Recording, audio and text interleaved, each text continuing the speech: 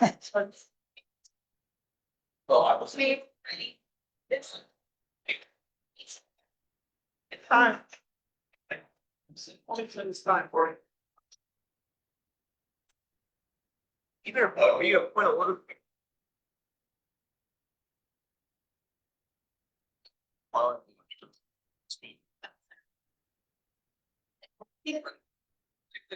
Okay. I'm going to call this meeting to order, please. Thank you, everybody. Welcome. I'm going to call this meeting to order. This is a regular session of the mayor and council, city of Bisbee, county of Cochise, state of Arizona. It's being held on Tuesday, September 16th, 2025, 7:04 PM in our council chambers. Roll call, please. Councilmember Trish Damon. Here. Councilmember Pete Skinner. Here. Councilmember Karen Schumacher. Here. Mayor Ken Budge. Here. Councilmember Leslie Johns is excused. Councilmember Mel Sweet. Here. Mayor Pro Tem Anna Klein. Here. City staff Stephen Pocken, City Manager, Ashley Coronado, City Clerk, Carrie Bagley, Finance Director, Joelle Landers, Personnel Director, Matthew Gurney, Public Works Director, Jay Ritchie, Deputy Police Chief, Jim Richardson, Fire Chief, Mike Norman, Construction Project Manager for Camp Naco, Joe Estes, City Attorney. Thank you. So tonight, for a moment of silence, I'll ask us to take a moment of personal reflection, and then we'll stand and with that and have the Pledge of Allegiance afterwards. Thank you.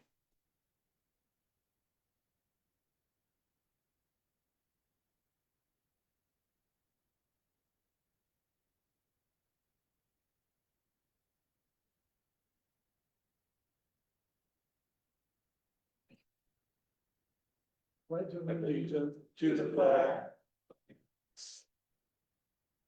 Just one nation.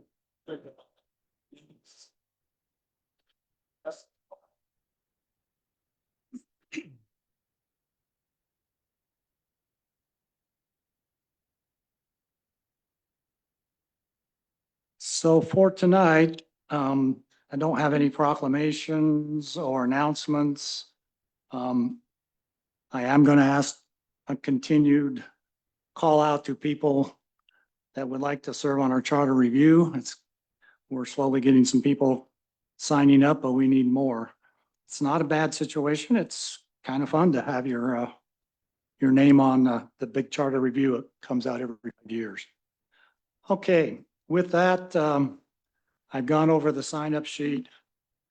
Seems every single one is on item 9. So there's no other call to the public, so we'll be moving forward. Wayne, he said. Huh?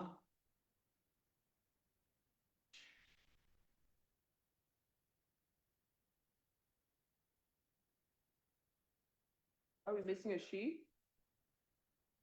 You see it? I don't see it. Guess you didn't. We didn't There's get- another one.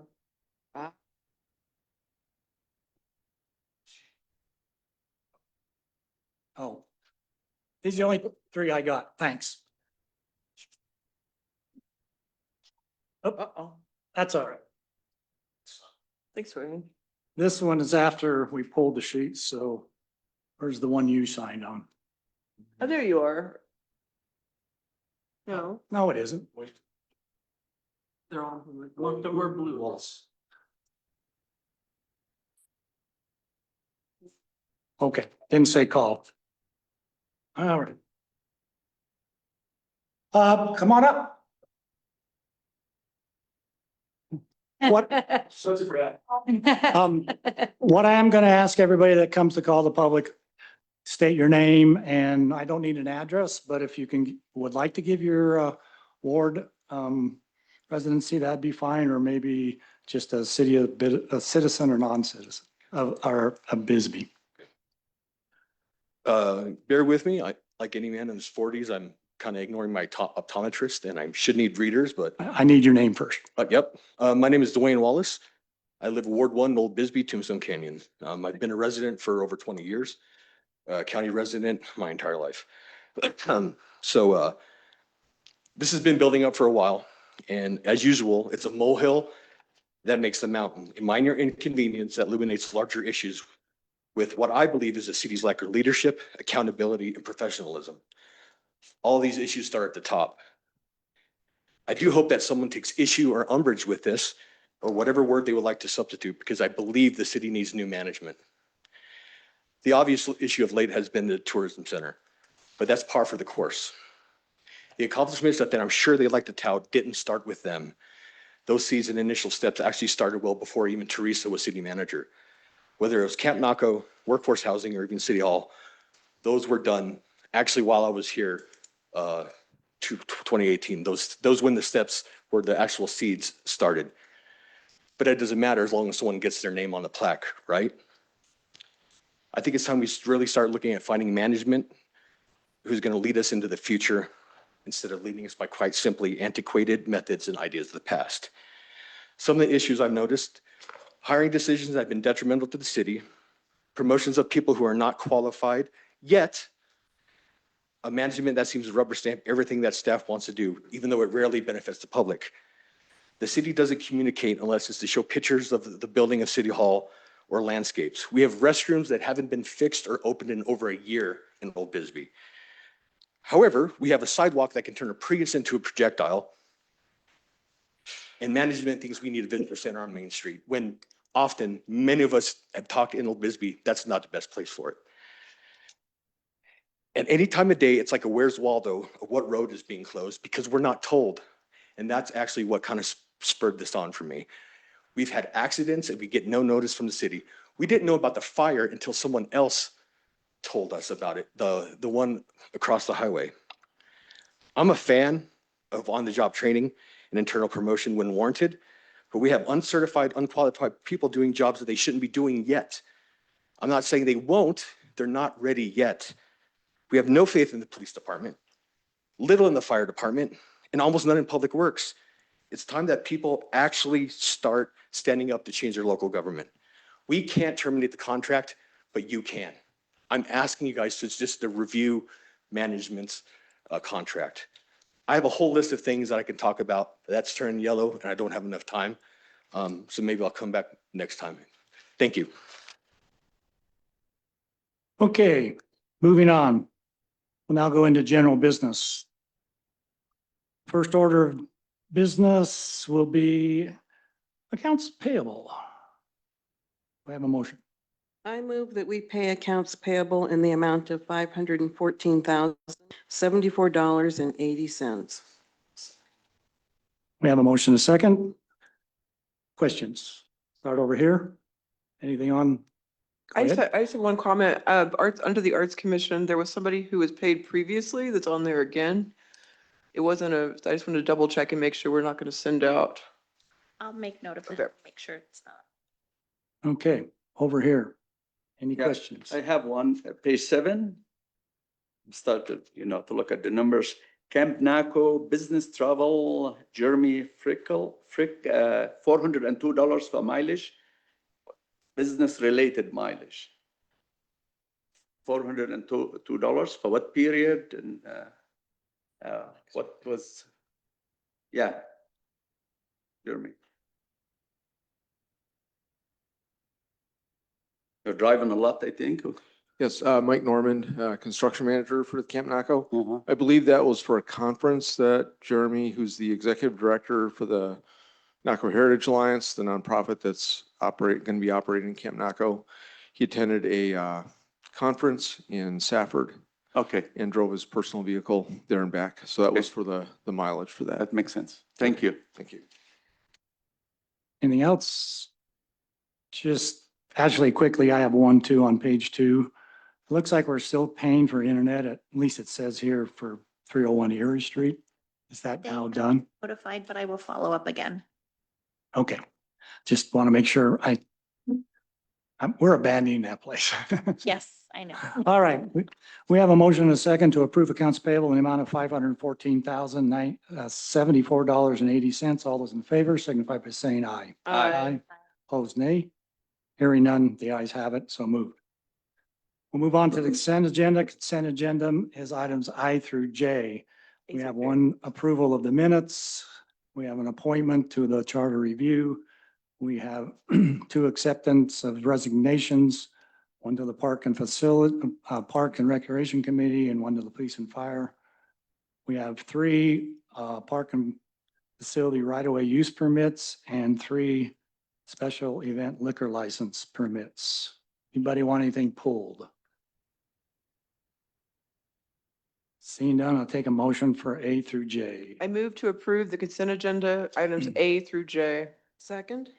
We have a motion and a second to approve the consent agenda as shown, items A through J. All those in favor signify by saying aye. Aye. Opposed, nay. Hearing none, the ayes have it, so moved. We'll move into old business. Old business is number 3, which is discussion and possible approval of a special event liquor license application submitted by Bisbee Vogue for an event held at Higgins Park located at 1 Higgins Hill. This was held due to the fact that we didn't have the necessary assurances that we needed. Those have since come in. I have seen those personally and recommend passage of this. Is there any other questions? Seeing none, I'll take a motion for item 3. To approve the specialty license application submitted by Bisbee Vogue Incorporated for event to be held at Higgins Hill Park located at 1 Higgins Hill, Bisbee, on Saturday, October 18th, 2025, from 9 a.m. to 1 p.m. Second? We have a motion, a second for item 3, which is to approve the special event liquor license for Bisbee Vogue. All those in favor signify by saying aye. Aye. Aye. Opposed, nay. Hearing none, the ayes have it, so moved. Excuse me. Moving on, item 4, this is discussion and possible approval of the park facility and right-of-way use permit for POCO for the use of Subway Street for a Halloween party on Friday, October 31st. Again, this was put on hold due to some questions on the insurance and also how the traffic was going to be handled. Since then, both of those have come in. I've seen them both. We have a extension on the liquor license and a very nice map on how everything will go. So I would hold this up as an example of the proper way to put one in now. So I fully approve this myself. Anybody have any questions? Seeing none, I'll entertain a motion on 4. I move that we approve the park facility and right-of-way use permit submitted by POCO for the use of Subway Street for a Halloween party on Friday, October 31st, 2025, from 7 p.m. to 11 p.m. We have a motion and a second Second. to approve item 4 for a park and facility use permit for POCO. All those in favor signify by saying aye. Aye. Aye. Opposed, nay. Hearing none, the ayes have it. Moving on to new business. New business is item 5. Here he comes. Discussion and possible approval of a change order number 3. This is for Camp Naco project. Michael Norman, you'll hear for the next 4. 3, 4. Mayor, members of City Council. As Mayor mentioned, we've got 4 items here.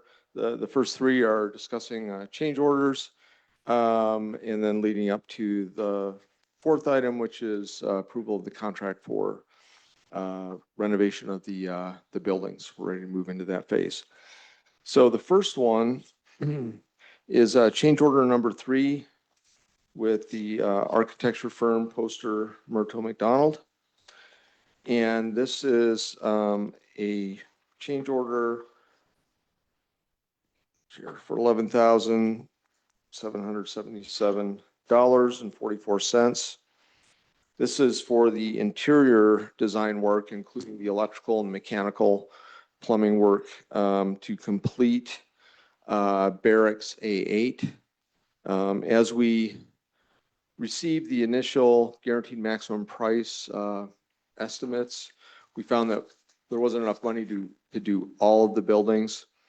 Went through a process of identifying the priorities and working with the new Naco Heritage Alliance Board to identify what would be the best buildings to get completed so that we can open up the camp to the public and begin holding events and using it for public uses. And we decided that it would be best to finish the east quadrant of the campus. That is where the outdoor events are planned to be held, where there's going to be a stage. In this phase one, we erected a large shade sail canopy so that in the hotter months, we have a shaded area for outdoor events. And also the officers club building is in the East Quad. That's the building where we'll be using that as a community center and community meeting space. So in going through this process, we decided that the East Quad is what we would focus on completing so that we can put that into use for the public. In the initial scope of work for the architect, we did not include finishing the interior of that barracks on the East Quad. It was just the original scope only planned to complete the exterior work until we got additional funding, and then we would do the interior. But as our priorities shifted, we decided to use our funds to finish out that building. So we had to complete the interior design, and that's what this funding is for, to amend their contract. The design work is done, and this is covering the costs of that. All righty, questions from council? I have a question. Sure. So I'm looking at the numbers here. So are you changing it by 3,400 and or 11,000? I'm having trouble seeing the numbers here. It's not making sense to me. So Okay, on the breakdown from the architect, the $3,400 was for the mechanical engineering subcontractor. That is for design work for the air conditioning, heating and air conditioning system, as well as the plumbing. And then the electrical engineer is $1,950. Then Poster Merkel McDonald, the actual architecture fees are $6,427.44. So the total of the two subs and the architecture prime is the $11,777. okay. Anything else? Seeing none, I'll entertain a motion for item 5. I move to approve change order number 3 for Poster Myrtle McDonald in the amount of $11,777.44 for the interior design work of Camp Naco Building A8. Second. We have a motion, a second, to approve the change order number 3 for the Camp Naco project. All those in favor signify by aye. Aye. Aye. Opposed, nay. Hearing none, the ayes have it, so moved. On to item 6. Go ahead. Item 6 is another change order. This is for the contractor for Durazo Construction. And it's actually consists of a total of 7 different change orders. It's change order, I'm sorry, not 7, 6 change orders. Change orders number 2 through 6. So those are Durazo change orders number 2 through 6, and then change order number 8.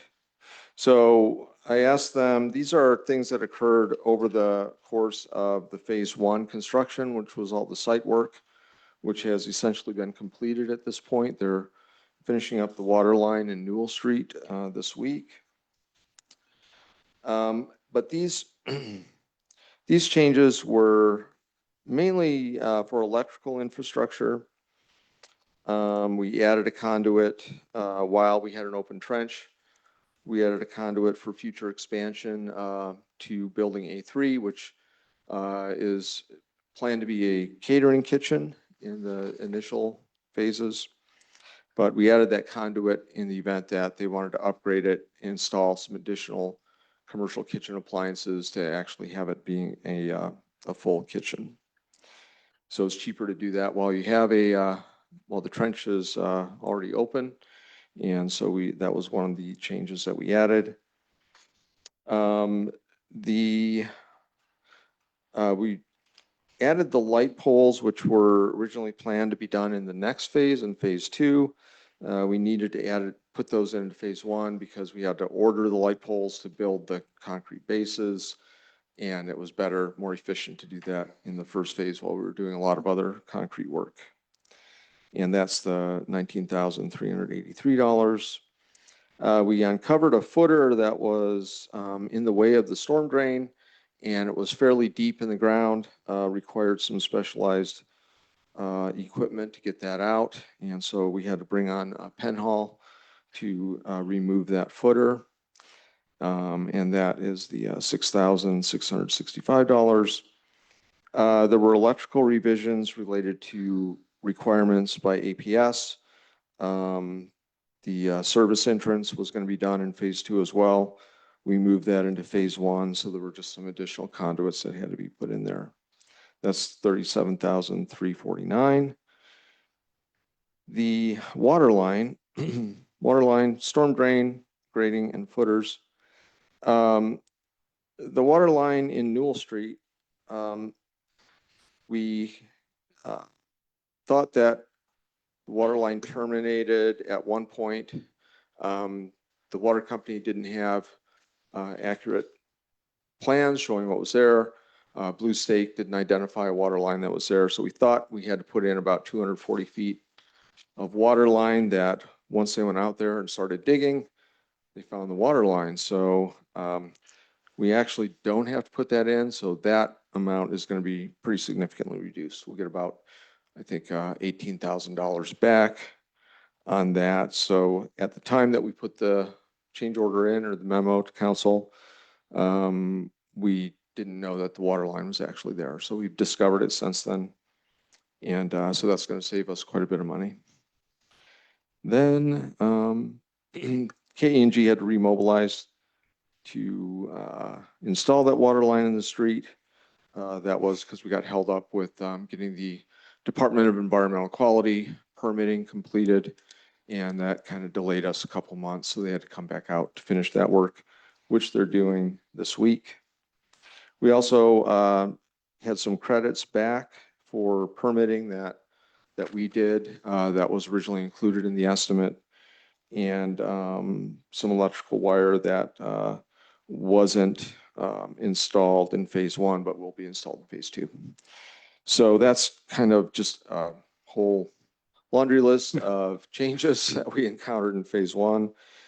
And this is just to address that. Like I said, the amount, the $97,731 will actually be reduced by about $18,000 because there was a water line that we didn't think was there that ended up being there. So we don't have to put in about 240 feet of 6-inch water line. All right. Questions on this change order? I have one. So basically, we're talking about 97,000. Are you going to find ways to, I mean, how will this affect your budget and the initial? So some of the items on here, things like the light poles, specifically the light poles, some of the items were going to be in phase 2, so we would be spending that money anyway. The budget, we had some contingency funds. We still had adequate money in our grant budget to cover this.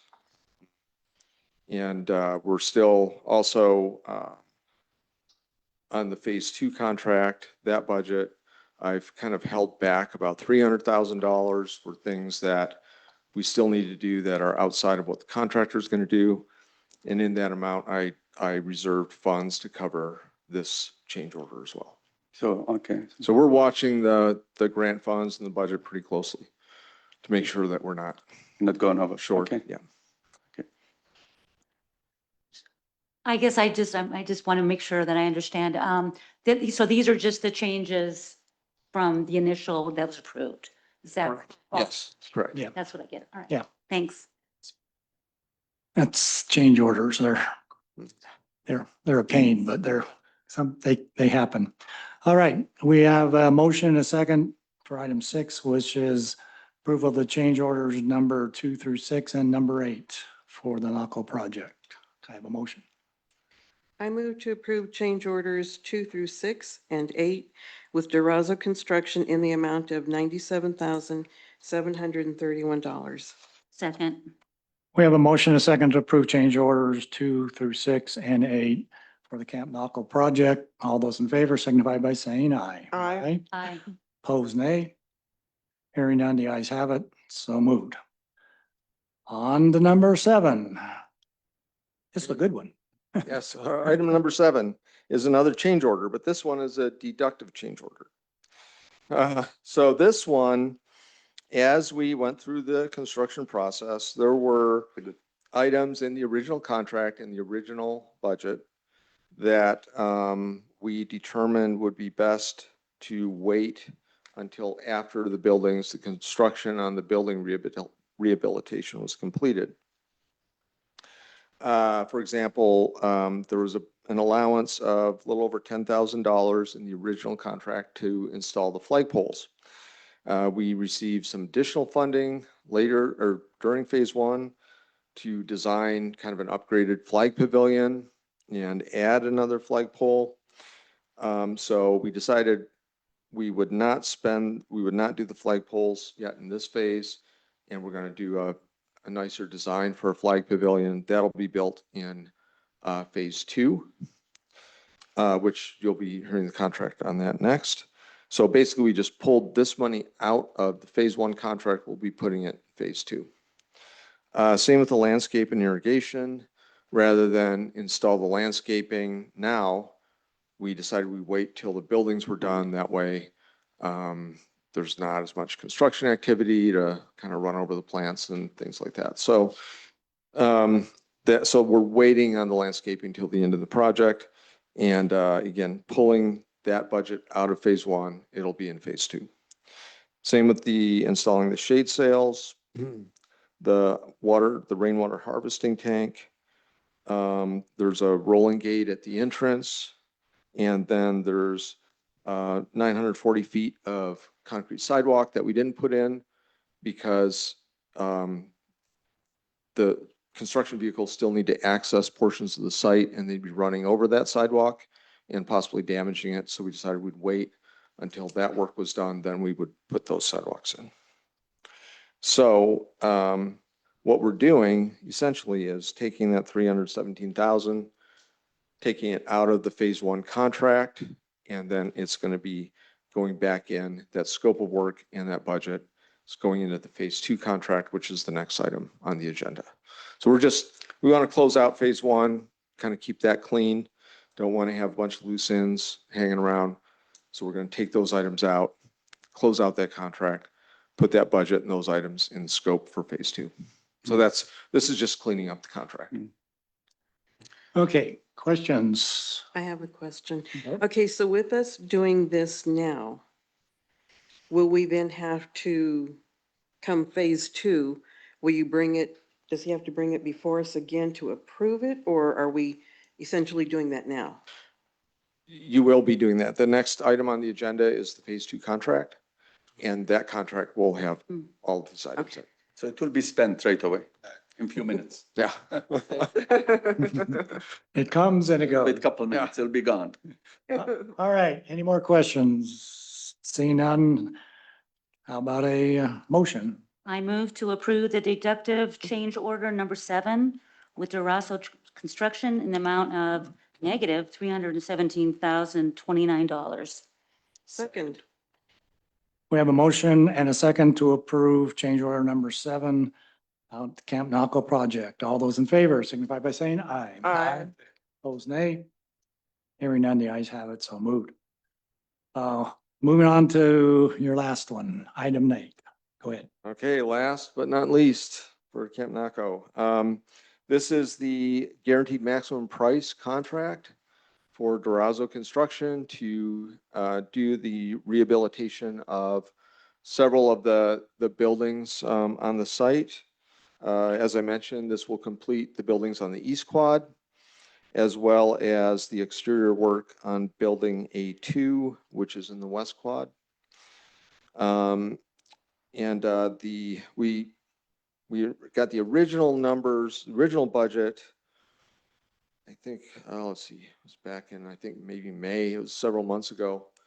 And we were well over the amount of money we had in the grant to do the work. So over the course of the next couple of months, went back and forth. We kind of adjusted the scope, looked at ways we could save money, Durazo did a really good job of going back to the subcontractors, looking for ways to bring the costs of the project down. And we finally arrived at a scope that was around $2.4 million. And then, of course, the deductible change order that you just approved, we're adding that back in, which brings the GMP amount up to $2,722,000 for $22,413.20 for the renovation of the buildings. The other thing is that we recently, a couple of weeks ago, were notified by the National Park Service that we are receiving another sizable grant that we had applied for. Saving America's Treasures grant for $750,000, which will allow us to complete building A2, the interior of it on the west quad, as well as A3, the exterior and interior. A3 is the building that'll be the catering kitchen. And so that what we'll be doing once we get that grant agreement in place, we'll be bringing that to City Council. But then we'll be bringing another change order with Durazo, as well as a change order with the architect to do the design work needed and a change order to do the construction on those buildings. And that'll hopefully be coming back to you before the end of the year. Okay. The other good news on this is our permits are approved, so we're ready to go to construction as soon as the contract's in place. All right. A lot of money but a lot of progress. Yes. And again, this is all funded currently with with the state of Arizona contract, the governor's office contract or grant, and the Mellon Foundation grant. Right. Questions? Seeing none, I'll entertain the motion on 8. Anyone? I move to approve the guaranteed maximum price agreement with Durazo Construction in the amount of $2,722,413.20 for the building rehabilitation of historic Camp Naco pursuant to the construction manager at risk contract. I second. We have a motion second for item 8 to approve the guaranteed minimum project contract with Durazo Construction. All those in favor signify by saying aye. Aye. Aye. Aye. Opposed, nay. Hearing none, the ayes have it. All right. Well, thank you, everybody, for standing by. I'm going to have to ask you to stand by for just a minute more.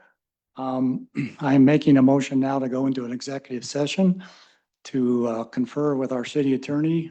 Some legal issues have arisen on this item 9, and we will go into executive session and be back as soon as we can. Do I have a second to go into motion? Second. We have a motion and a second to go in executive session. We are going to executive session. Thank you. Okay. Okay. I make a motion, we come out of executive session. Second? I have a motion and a second to come out of executive session. All those in favor signify by saying aye. Aye. Aye. Aye. Aye. Opposed, nay. We are out of executive session, back into our regular session. So next item on the agenda is item 9. This was brought to us by 2 council members, and I'm going to throw it over to them to introduce this and speak to this. Well, I'll go ahead and start. This is rooted in a group that came to us to express their concerns regarding the Israeli-Gaza thing. It obviously it's a extremely heated situation. There are some legal considerations that have come into effect. However, rather than to pull this, we want to give people an opportunity to talk. However, we will not be voting on a resolution. So Based on that, they're in the city code, Article 2.6.1. All ordinances, resolutions, and contract documents shall before presentation be reviewed by the city attorney. There are some things that have come to light. Point of order? I just want to make sure that, so that means that you guys are pulling, you're pulling this item? Yes.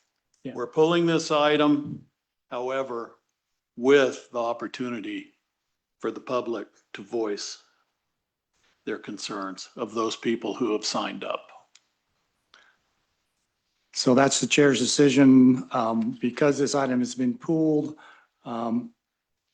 we will not be discussing it tonight, item 9 as the council, but I have a list here and I would like to start down the list. And if you still feel like you would like to address this body, feel free. We'll have a 3-minute clock going. First person signed up is Douglas Levy.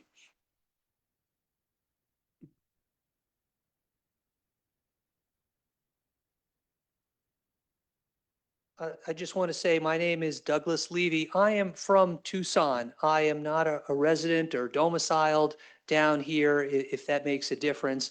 I can say that I and my family have come down to visit Bisbee from Tucson at least a minimum 2 times per year since 1995. And for the majority of my professional career, I was a trial lawyer in Tucson and have had many cases in Cochise County Superior Court. I respectfully disagree with the idea of having this call to the audience. This is going to be so divisive, and I really wish it wouldn't happen. I myself, and I'm happy to stop, but if this is what we're going to do, I just came down today to make a record. I'm proud, I'm not affiliated, but for folks who follow this issue, there are 2 large pro-Israel, the largest pro-Israel lobbies are AIPAC and J Street. I have been a supporter of AIPAC, but I'm a very strong supporter of J Street. That is where I come from. The motto of J Street is pro-peace, pro-democracy, and pro-Israel. And Israel is pro-peace. Hamas is not pro-peace. And unfortunately, you're not going to hear any of that from the Jewish community here tonight. We're going to be respectful. Now, the problem with this resolution, I've put so much in red. It's a resolution of the mayor and city council of the city of Bisbee condemning the Israeli government's sustained military assault on Gaza. In this resolution you have, R2517, it is amazing to me that the authors of this got this from some boilerplate. This was not authored by Jews. This might have been provided to you by people who identify themselves as Jewish. This is boilerplate nonsense from Palestinian organizations sponsored by Hamas. And this resolution does not mention October 7th.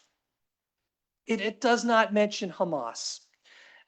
I only have 30 seconds to go. I wrote A through N, but the first thing would be this resolution should condemn Hamas for its inhumanity in refusing to release the 48 remaining innocent Israeli hostages, both dead and alive, who have been in Gaza for over 700 days. B, condemning Hamas for failing to surrender since it has been militarily defeated. I could go on and on. Thank you. Okay, just to clarify, this resolution is not before us and will not be voted on. Thank you. And that's great. And thank you. You may sit down. And we're going to do this without in decorum. I'll have no shout outs, no boos, no yays.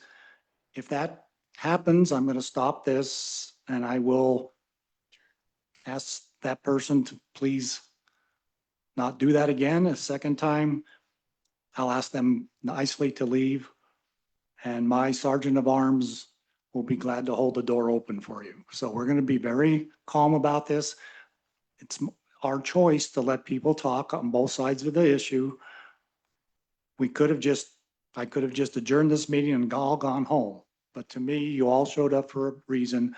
But just remember, this is not going to come any further than what you people have to say. Second on the list is a Jake Bennett. Thanks.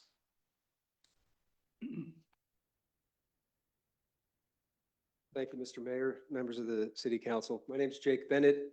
I'm the Arizona Regional Director for the organization Stand With Us. I sent you a letter today on behalf of Stand With Us and the Jewish Community Relations Council of Phoenix and Jewish Philanthropies of Southern Arizona.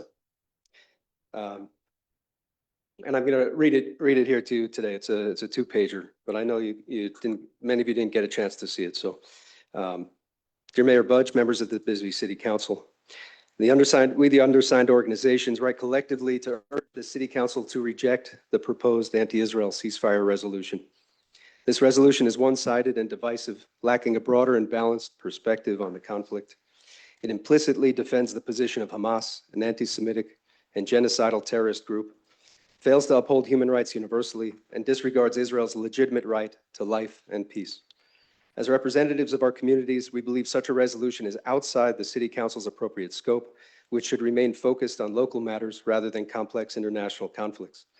This resolution fuels division and anti-Semitism, contrary to the Council's duty to foster inclusiveness and unity within the community.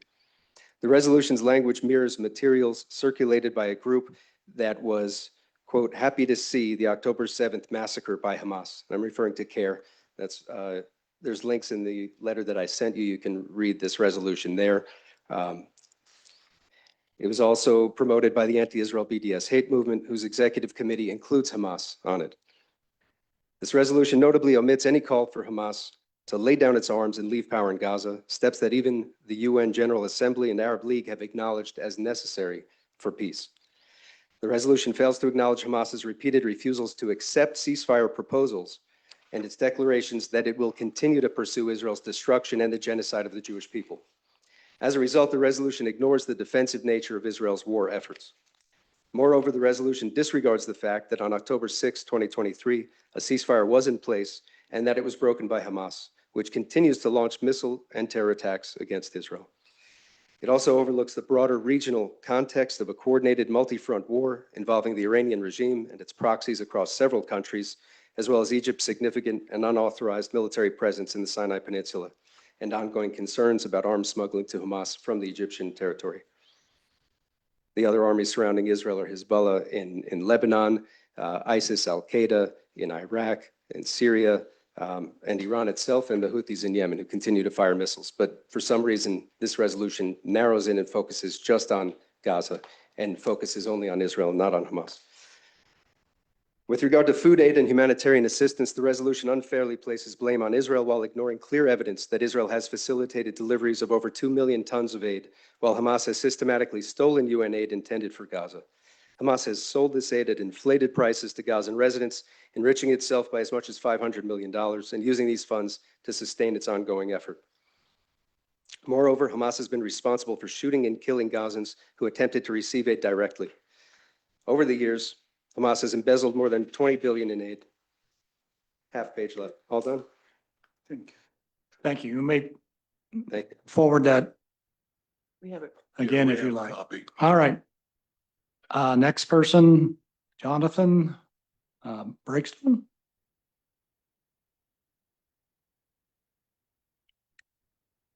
And I will ask part of our and codes is the fact that if we don't, I'm not trying to stifle anybody's chance to say anything, but there is a part of it that talks about repetition. If you are in the same mind with several people, you may combine, and if you tell me who you're combining with, I'll give you more time to express for the group. So that's a possibility if you like. Anyway. Sure. Let's read the rest of the letter. There's a half page left. Thank you, Jeff. You got 3 more minutes. Okay. Over the years, Hamas has embezzled more than 20 billion in aid, diverting these resources to enrich its leadership and to construct approximately 400 miles of underground tunnels that serve as bomb shelters for its fighters, while denying safe access to non-combatants. Demanding that Israel refrain from defending itself because Hamas uses civilians as human shields, effectively serves Hamas's military strategy, and encourages other terrorist groups to adopt similar tactics. This resolution encourages what Hamas is doing right now. Such a stance is contrary to genuine humanitarian goals and endangers innocent lives. We must emphasize that this resolution fails to defend the human rights of either Gazans or Israelis, including the hostages and civilians targeted by terrorism. Hamas has openly rejected ceasefires and persists in its campaign of violence, yet the resolution calls only on Israel to cease defensive actions. In practice, it calls for an outcome where Hamas will remain in power. While this may bring some temporary relief, it would ultimately result in endless war and suffering for Israelis and Palestinians alike. In sum, this proposed resolution neither promotes peace nor constructive dialogue. It ignores the critical realities of the conflict and does not reflect the complexity or the complete humanitarian context. It also has no practical bearing on U.S. foreign policy decisions. In conclusion, we respectfully request that the City Council reject this divisive and unbalanced resolution in order to uphold community cohesion, respect for human rights, and to focus on issues pertinent to the City of Bisbee. Thank you. Okay, thank you. Jim Cleveland. You combine those two, I asked that if you combined, then that would be it. Thank you. Yeah, sorry. All right. Yeah. I'm Jim Cleveland from here in Warren, Mayor, City Council. In 2005, every Jew was forcibly removed from the Gaza Strip, making it only one of the few times in over 3,000 years that there were no Jews in Gaza. In an effort to trade land for peace, Jews were removed from Gaza by Israel. The Arab residents in Gaza were gifted millions of dollars in greenhouses, which produced food, income, and jobs for the people of Gaza. However, as soon as the last Jew left, the greenhouses were dismantled by the terrorist group Hamas, and the parts used to manufacture rockets to be fired indiscriminately into Israel to cause as many casualties as possible, to include women and children. Hamas stole the only election ever held in Gaza and has prevented any further elections. Hamas used the hundreds of billions of dollars of aid given to Gaza for two purposes. First, to line their pockets. The leaders of Hamas, without exception, are multimillionaires. Secondly, was the militarization of Gaza, building terror tunnels, stockpiling weapons, and training terrorists to kill. Very little of the money was used for the betterment of the people of Gaza. Israel supplied free of charge electricity and drinking water for Gaza. The fruit of the Land for Peace deal was the terror attack on October 7th, in which thousands of Israelis were killed, wounded, or kidnapped by Hamas. Israeli citizens were not just casualties of battle, but were subjected to horrific torture, abuse, and rape, irrespective of age, I might add. October 7th was purposely executed in the most brutal way imaginable. This resolution mentions genocide, but there's only one side that has openly advocated for genocide, Hamas. Their charter calls for the elimination of Israel and the Jews who live there. Israel is accused of genocide, but if that were true, the war would have been over on October 8th. Yet Israel warns residents to leave areas they'll be operating in. Israel allows food to come into Gaza, which is promptly stolen by Hamas. Hamas hides behind women and children. Every casualty suffered in this war is a result of the cowardly actions of Hamas. To consider this resolution would endorse the actions of terrorists and would encourage the terrorists of Hamas in their genocidal war against the Jews. Terrorists like Hamas should never be rewarded with a lifeline of legitimacy from anyone, let alone the city of Bisbee. Thank you. Thank you. Next up is April. Yeah, go ahead. Hi, my name is April. I'm a resident of Bisbee now for 4 years. I did live here approximately 30 years ago, and I moved back because I loved Bisbee. My work history is I was a registered nurse, ER nurse, ICU nurse in Tucson, and I also did emergency preparedness planning for the Hospital of Benson. I was recently informed about this resolution and read a few paragraphs in the paper, and I just wanted to talk about that a little bit. And to just tell you that I felt like there was another side to people that live in Bisbee.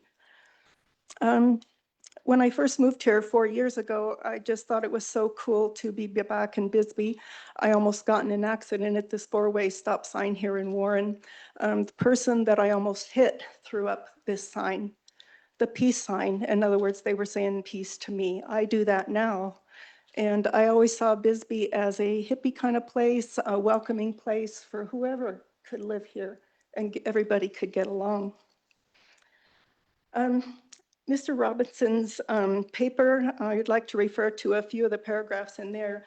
One of the things that he said in his formal resolution was that he felt like we should oppose the country's continued complicity, condemning the massacre, the starvation, the destruction. And I just wanted to make a comment on that I've seen the pictures of the kids that are supposedly starving in Gaza. And to be quite honest, I think people should use their critical thinking skills because those kids are ill, and that's been proven by Israel. And if you just look at the picture, you'll see the mothers with big, round cheeks with holding their starving children. And mothers don't starve their children. I'm sorry, they don't.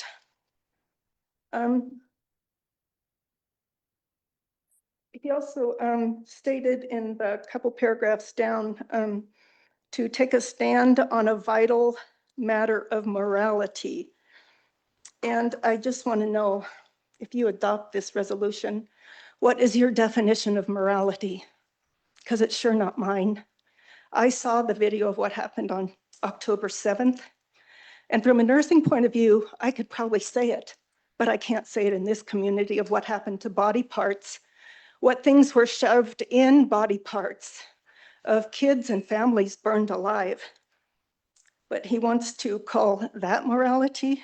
I'm sorry, he's got a different definition of morality than me. Also, when I saw that the city of Bisbee was condemning the Israel government, to be quite honest. Thank you.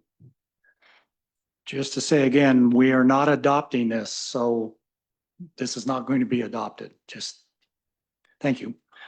Moving on, Jane Kobler.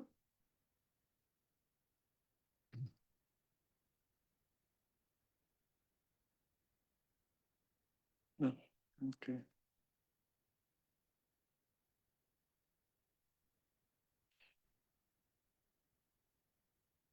My name is Jane Colber. I am a longtime Bisbee resident. I have come to share the following comments from Elizabeth Bernstein, also a longtime resident who could not be here today. She writes, I can hardly express how offensive it is that my mere existence as a Jewish citizen in Bisbee is being used as the whereas is as some justification for this resolution, which I vehemently oppose. This reference to Jewish community members is apparently meant to support the presence that the Israel-Gaza war has some particularly local impact. The civil union resolution, which my late husband drafted, was quite clearly Bisbee specific. But here, well, does Bisbee have some particular geopolitical expertise which has led it to contradict the UN committee which called for Hamas to disarm? That was signed onto by the League of Arab States, the European Union, and 17 additional nations, but apparently Bisbee knows better, knows that only Israel should be condemned. This extremely clumsy implication that one reason for needing to condemn Israel is that there are Jews in Bisbee is unfortunately not cured by simply reciting that no anti-Semitism is intended. I am actually slow to accuse anyone of anti-Semitism, but the fact remains that Israel seems to be viewed differently than any other nation. A case in point is the underlying assumption that Israel is not permitted to defeat and disarm an enemy, which willingly sacrifices its own civilians and which has promised to attack again. I am too familiar with the underlying reasoning. Claims that October 7th was inevitable and unsurprising because no peace on stolen land. Well, here's your local tie-in. We are on stolen land. In fact, on some of the last land taken from Native Americans by force in the lower 48. Geronimo was defeated and captured right here in Cochise County in 1886. This was very close to the same time that Jews in other parts of the world were standing to heed the demands of anti-Semites that they go back to Palestine. The establishment of Cochise County as a place for non-natives and the establishment of modern Zionist communities in Israel are of roughly the same age. Thank you. Next, David Mello. Yeah.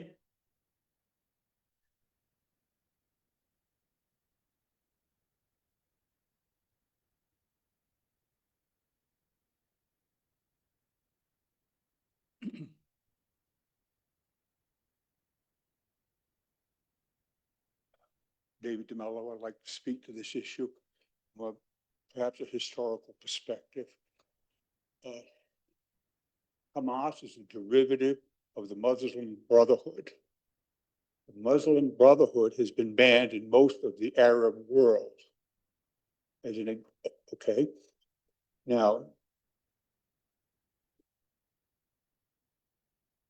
a quote from the Muslim Brotherhood is that, from Hamas, is that Israel exists and will only exist until Islam destroys it. That's a simple quote. It's in the original Sada. It's never been rejected or removed, okay? I have some sympathy for that article you want to put in, but I would argue, from my perspective, without the introduction or fusing of what happened on October 7th in 23, then what is happening in Israel today is Palestine today is out of context. It needs to be incorporated into it. And that's my statement. Thank you, sir. All right. Sharon?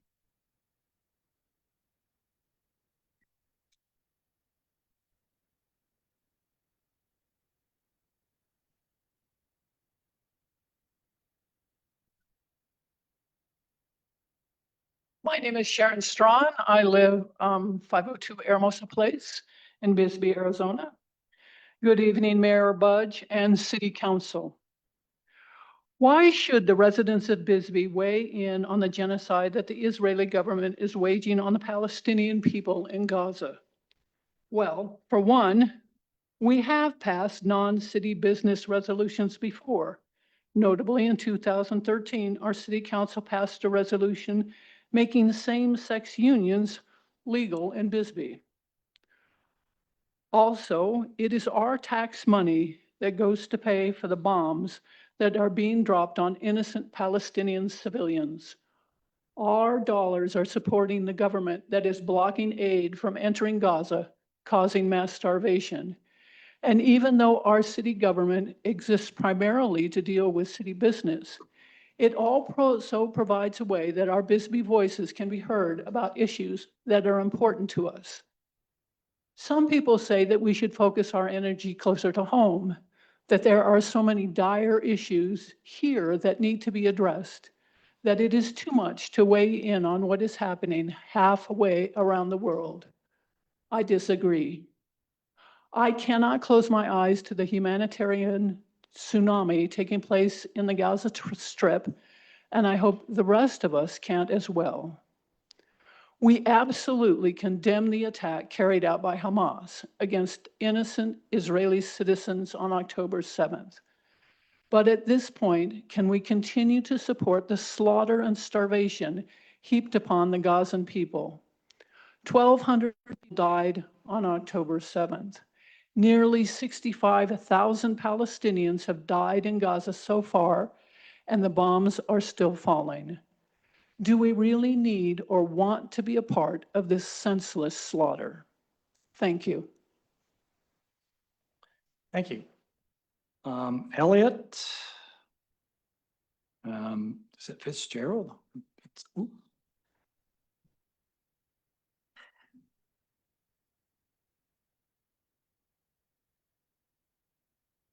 Hello, I'm Elliot. I'm a Bisbee resident on Could Black you give your Mountain. full name, please? Oh, Elliot Krajewko. Yeah, that's why I couldn't. Thank you. I'm also Jewish, and these days I cannot say that I'm Jewish without adding that I oppose Israel's actions because Israel and Zionists claim to speak for all of us, while millions of Jews around the world are protesting, saying not in our name, and reminding us that never again means never again for everyone. I want to share the stories of two of my closest friends, both Jewish like me. One lost her grandparents in Israel on October 7th, killed by Hamas. I supported her through her grief, but her biggest pain was knowing that her loss would be exploited by the Israeli government to justify mass killing of Palestinians. Imagine if your loved one's death was used to justify killing innocent people. The October 7th attack was horrible and does not excuse what Israel does now. The other close friend has volunteered in Palestine as a Jewish medical aid worker for 15 years. They have seen how our tax dollars fund tear gas canisters stamped with "Made in Pennsylvania" while suffocating children, and an Israeli bullet that shattered my friend's own arm, weapons made in Tucson destroying lives abroad. Today, those same tax dollars are funding the starvation of children and the leveling of entire villages. Israel has taken the Judaism that I hold sacred and twisted it into a weapon. Soldiers burn our sacred Star of David symbol into the faces of their victims. They uproot 1,000-year-old olive trees while claiming the land is holy to them. They bomb hospitals and create famine. The weapons that our government and tax dollars sends to Israel are not being used for self-defense like they are in Ukraine. The least we can do as a city is say that we do not support this. This should only be the beginning of actions we take as a community together. People often ask themselves, what would I have done during the Holocaust or during chattel slavery? History is not just in the past. The answer is in the choices we make today. Thanks for listening. Thank you. Swan Eagle?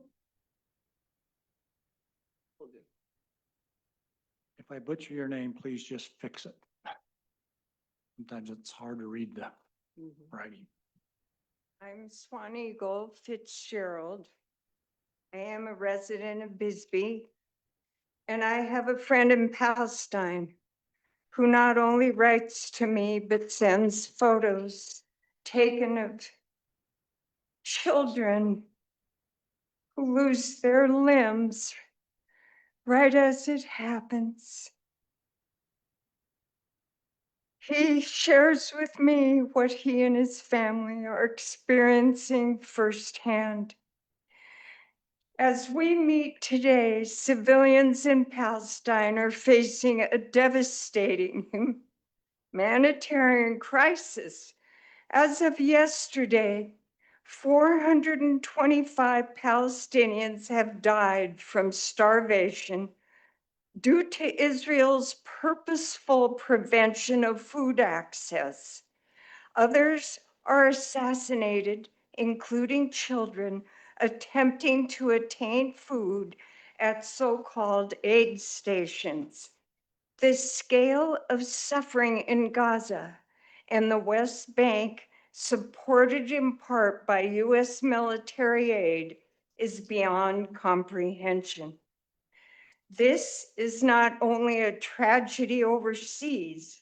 US taxpayer dollars, including ours here in Bisbee, are directly connected as our government continues to send billions in military aid to Israel that makes this both a global and a local concern. Since October 7th, 2023, the US has sent nearly 18 billion in weapons to Israel, fueling the conflict instead of stopping it. The Hamas attack was unprecedented and horrible, but it was connected to years of oppression and apartheid, and it has been used by Israel to justify amplifying this nightmare tenfold. At least 64,000 unarmed Palestinian civilians have been killed since then, mostly women and children. We are all interconnected. Those of us who know and love our Palestinian friends are especially impacted by these documented crimes against humanity. All citizens of the US must rise, hating our conscience and heart, to immediately demand ceasefire now, never again now. Speaking out is a reflection of our values as a community that believes in justice and peace. I ask Busy to join other cities across in passing a resolution calling for an immediate ceasefire and an end to US military funding. Thank you. Vanderhorst first. Can't make up the first. Jeffrey, okay.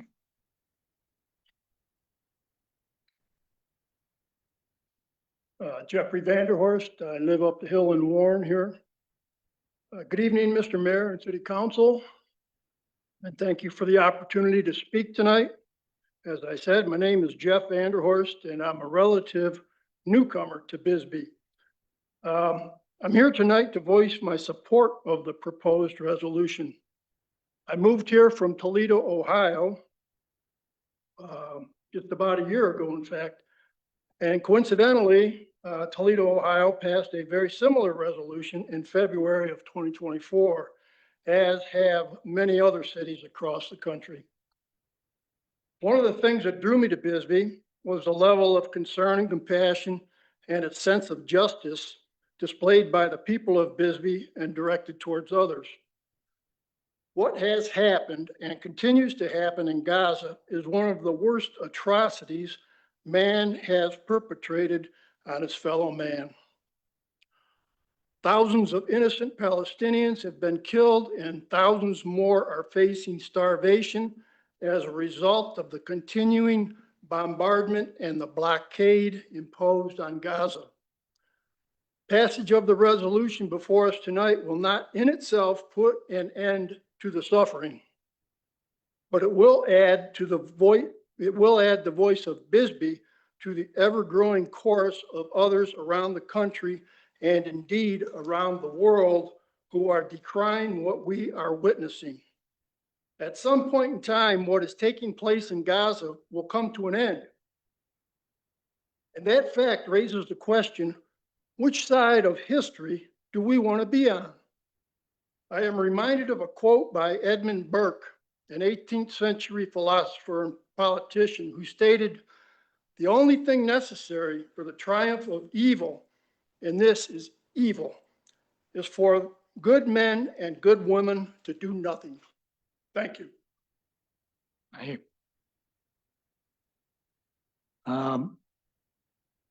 Kelly Crittenden?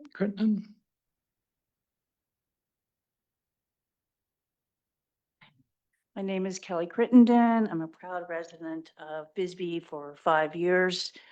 I want to stress that I condemn Hamas and the attack on October 7th. And also I want to stress that I am not an anti-Semite. My focus tonight is on the deliberate malnourishment and starvation of Palestinians, especially the vulnerable children.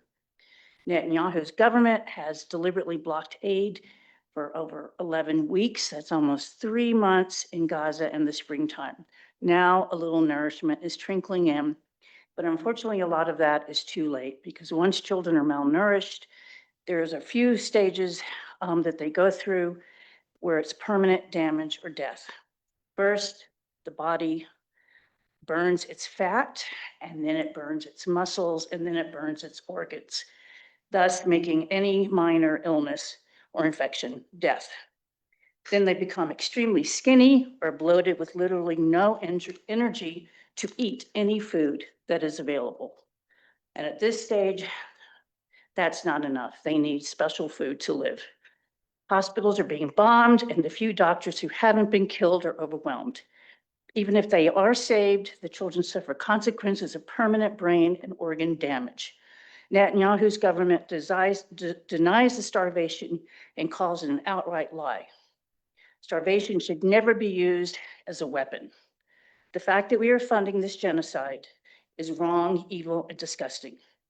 I sincerely hope the fine city of Bisbee can make a stand about many American cities and the majority of countries around the world condemn the deliberate genocide of fellow humans.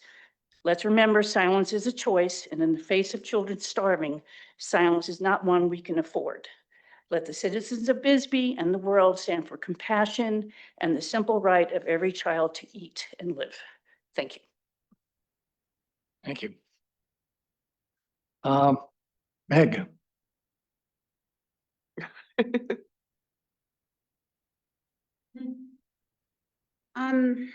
My name's Meg. I live in Warren. I was born in Bisbee and I spent a lot of my adult life in the Middle East. I'm going to talk to you through poetry because that's the way I do things. I have been a refugee 3 times from Israeli invasions to South Lebanon, so I speak from experience. So I'm just going to read 3 poems. The first poem was written around about 1993 with the first invasion. It's called What About Mars? No more problems, says the package the cure came in. No more warning labels and the price tag no longer legible. It began with flashy children in fast cars. Then people started talking about the leftover stuff after the move out. Wondered what would happen to the crystal ball and Japanese flag. Where to put Mars now? Whose house next? Maybe ours. The second invasion was 1996, and we escaped to Beirut because of savage bombing coming from Israel. It's called Saw Ridge Hotel. When I think of Beirut, I think of hair, of weddings and war, a never-ending cycle of hair, weddings, and war. On our way out, we spoke to a man on his 4th or 5th flight from an Israeli incursion. I think of hair, weddings, and war. The third evacuation occurred in 2006, and we've been back almost every year since, and we went this summer, and this is called Shahid, which means witness. Don't be afraid of Arabic words. I am home now with the architecture of the sky in summer. Far away, I assure you that all the rubble is real, the devastation is widespread, and the people are tired. I will also assure you that in Lebanon, where the end of the world never stops ending, life goes on. It goes on a bit differently each time, a bit harder for longer or less time. The bread is still baked. The za'atar is collected and enough olives pressed to bathe everything in oil, meal to meal. The villages lost numerous young men who gave their lives to deter a genocide. And one day when the world stops ending, they will be celebrated as victors, heroes, and men. We still fear to say some things, of course, but the manifestation of beliefs, the real manifestations that can only be seen from the top side of the clouds in a monsoon, are pouring from the gutters and flooding the streets. I know you aren't going to accept this resolution, but you do have to have some courage in life. Okay. Thank you. Carol Park?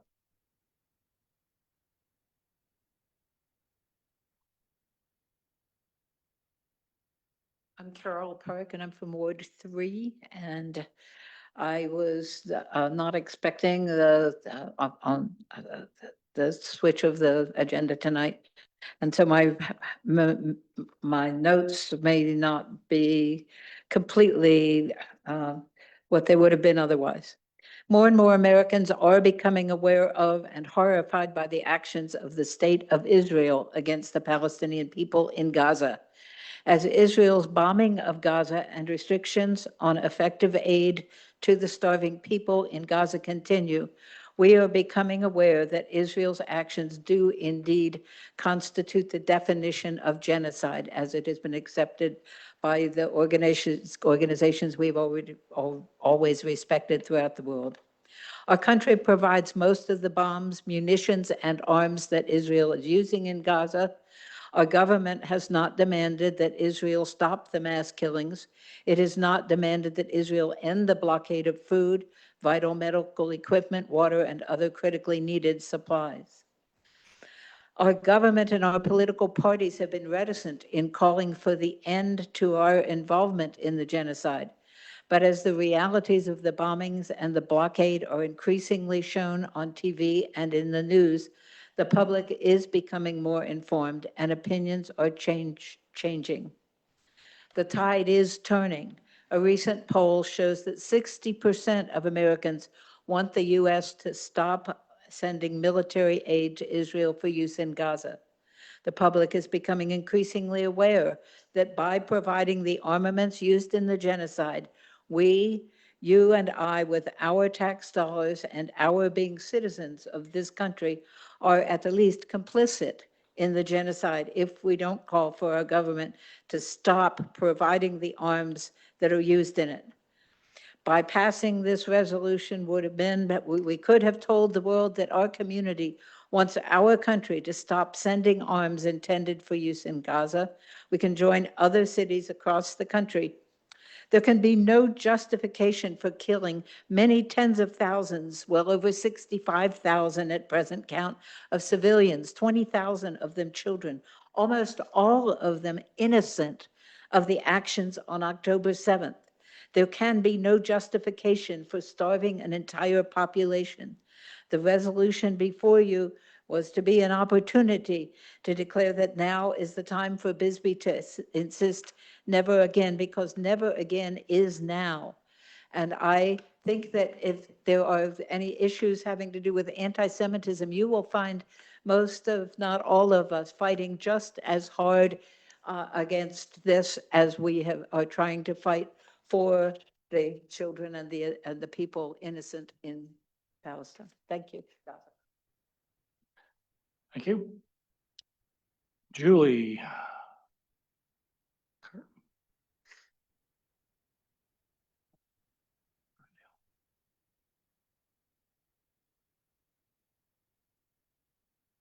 Good evening. My name is Julie Cardella. I was born in Douglas, raised in Bisbee, spent most of my life in Bisbee. I live in the San Jose area. What I have written to share was with the understanding that the resolution was still under proposed. I understand that that is no longer the case. However, I would ask you as council members and mayor to consider this in case something similar is ever reintroduced. As a citizen of Bisbee and a tax-paying member of this community, I strongly oppose the resolution. My opposition is not from a lack of compassion for people suffering abroad, but from a deep concern that this council could be neglecting the very real human rights, safety, and dignity of our town's citizens. We're a city of only about 5,000 people. We have businesses on the brink of closing, roads literally sinking into the ground, and a homeless population whose needs already exceed the resources our city can provide. Our police department is stretched thin, struggling to keep up with the demands of protecting our community. If we are going to talk about humanitarian crisis, let's first acknowledge the one in our own backyard. Condemn yourselves, council members, before condemning another nation. Condemn your failure to address Bisbee's crumbling infrastructure. Condemn your lack of support for the public safety with an understaffed police force. Condemn the neglect of our most vulnerable citizens who go without basic humanitarian assistance right here in our own city. It's not appropriate for a small city government to take the sides in an international war we cannot fully understand and have no power to influence. What we can do is focus on being a better ally to our own federal and state government in securing resources for Bisbee. What you can do is stay committed to solving the problems that directly affect the lives of your constituents. Symbolic resolutions on foreign conflicts do nothing for Bisbee. They divide us, distract us, and waste the precious time and energy that could be spent fixing our roads, strengthening public safety, and helping our local businesses and families thrive. For those reasons, I urge you to reject this resolution and any future resolution similar to it, and return your attention to the urgent needs of our own community. Thank you. Thank you. Gretchen Bailey.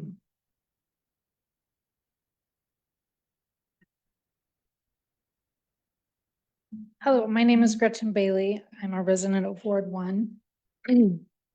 Today, the United Nations declared officially that there is a genocide in Gaza. It has met 4 of the 5 criteria for a genocide. There is no denial that it is a genocide. So any argument can go away. Also, I want to update the numbers. It's actually 680,000 are estimated to have been killed. 380,000 of those are children. The Israel army admits to 200,000. So we're way over the 60,000 mark at this point. This is important to the city. We are an international community. We are on a border, an international border. Our country has broken our own domestic laws and international laws. We are required to take action to stop the genocide. We have signed the Geneva Convention.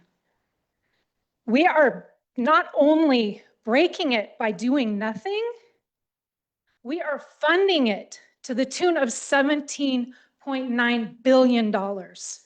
You talk about the homeless, maybe some of that money could go to the homeless. I think this council should be ashamed of yourselves. There is no legal reason to not support this. In times of genocide, you need to be brave. You need to take risks, and you need to put yourself in harm's way. Every person who stands against this is taking a risk in this country at this moment. Our government has been hijacked by the pro-Israel lobby. Senator Mark Kelly has taken $500,000 from the pro-Israel lobby. Most of our Congress people are bought by AIPAC. This is not a partisan issue. This is a moral human issue. We need to do more. We need to stand up because our elected officials at the federal level are not. And in fact, at this moment, there is a conference in Israel, 50 states, 1 Israel. It's the largest ever. And 5 state legislators from Arizona are there right now planting trees during a genocide. This has to stop. be brave. You need to reconsider this, and you should do it soon. Thank you.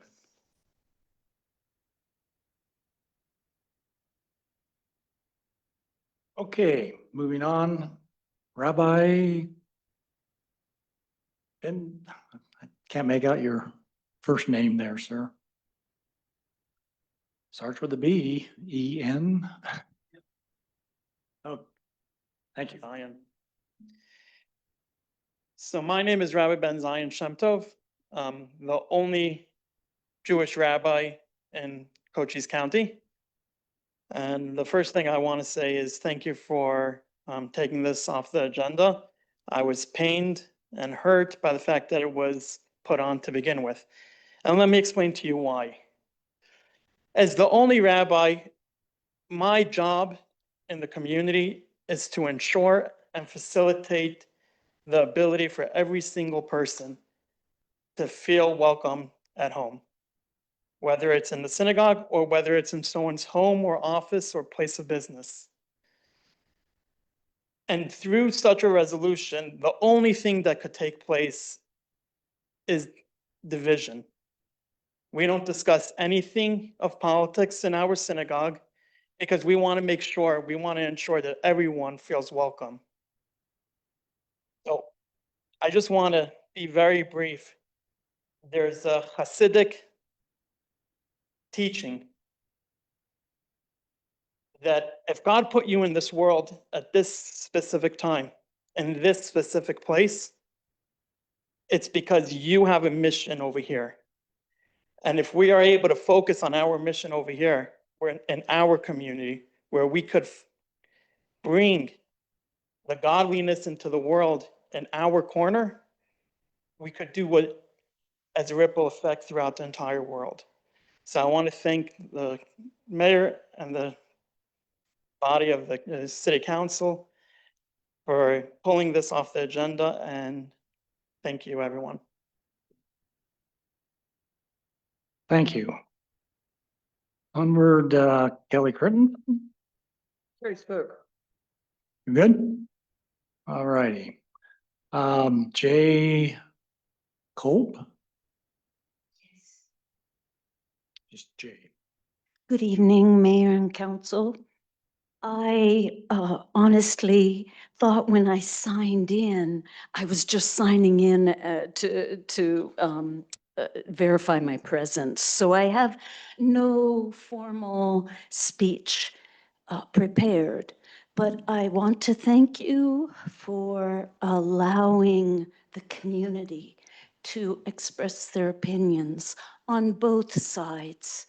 It's so important at this time for us to know that we have the right to express ourselves and that we all want the best for those we love and for our community and our world.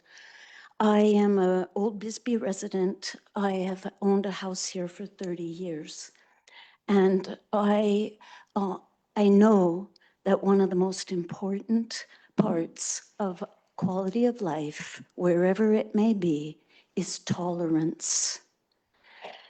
And so again, I just thank you for this opportunity, for your willingness to present the proposal, for all the times you've helped, and that we are one, and our hearts are breaking no matter which side of the issue we stand on.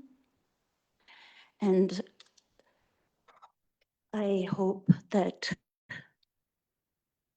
we can rise to our highest, to the highest good for all somehow. Thank you. And the last one that signed up is Dubnik. Is starts with an H.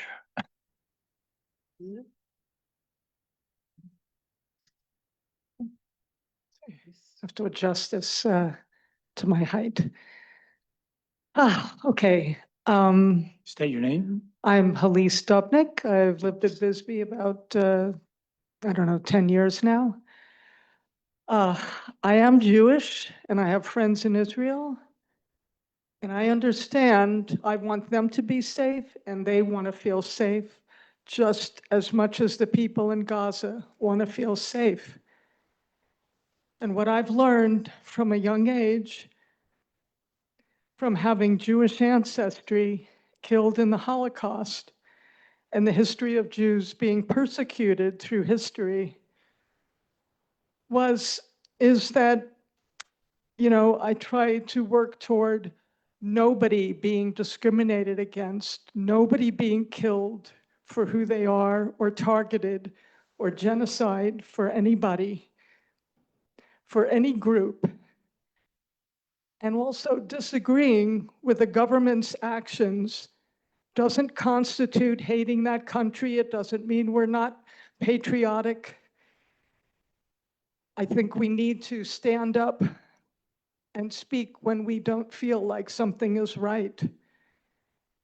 When you feel like speaking up could make something better.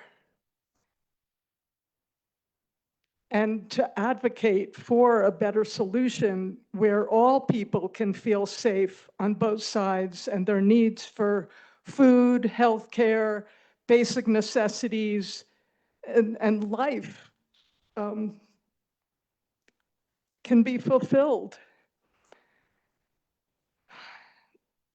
Because killing doesn't solve anything. We've had killings through so many years, back and forth on both sides, and that just doesn't make anybody safe. There has to be a better way, and I plead, I beg all of you, even though you're not doing this resolution, to think about it, to think about how we can communicate and understand each other better and make a better world together. And I invite you all, I would love to start a group where we learn to communicate and listen to each other, really listen and try to understand where each other is coming from. Because otherwise nothing will change and all these people and horrendous things will just keep happening again and again for who knows how long. So I'm sorry that you're not able to do this. Maybe this goes back to the plastic bag ban, but anyway, I just hope we can all learn to respect each other and live together. Thanks. All right, thank you. This will not be discussed by the council, but for closing remarks, I want to thank everybody that showed up tonight, and we are here to represent you. I was elected by everybody in the city, and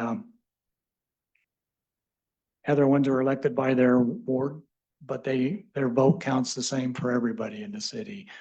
So we wanted to make sure that people's voices were heard. We are subservient to the state, so there is conditions here that we have no control over. But that's as far as I'm going to go with this. I want to thank you again. Travel in peace, home, and God bless you. With that, do we have a city manager's report? No report. With that, we have nothing else before this council. We are adjourned.